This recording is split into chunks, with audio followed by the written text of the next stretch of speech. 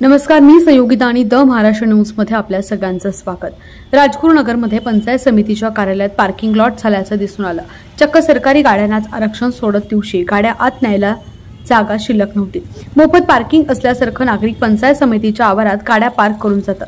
फक्त आतमध्ये ती परिस्थिती आहे असं नाही, गेटच्या बाहेर देखील रस्त्यांवर अगदी गेटच्या शेजारी वाहनं पार्क केली जातात। आतमध्ये पार्क करायला पंचायत समितीने नियम केला की कुणाच्या वरद रस्त्यांमुळे पार्किंग केली जाते असा प्रश्न आता समोर येतोय। राजगुरुनगर भाजी मंडई वाडा रोड ते पाण्याच्या टाकीपर्यंतचा रस्ता नुसता पार्किंगने फुल असतो। मग पोलीस कारवाई का करत नाही? यामध्ये लोकप्रतिनिधी, अधिकारी या सर्वांच्याच गाड्या असतात, त्यामुळे पोलीस या वाहनांना विशेष सवलत देतात का?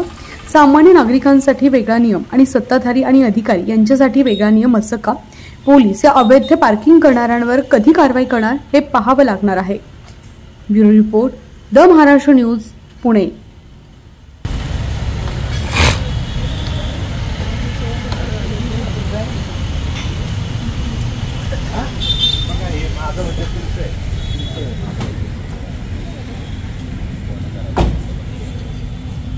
आपल्या भागातील महत्त्वपूर्ण बातम्या पाहण्यासाठी आजच आमच्या चॅनलला सबस्क्राइब करा आणि बेल आयकॉन प्रेस करा।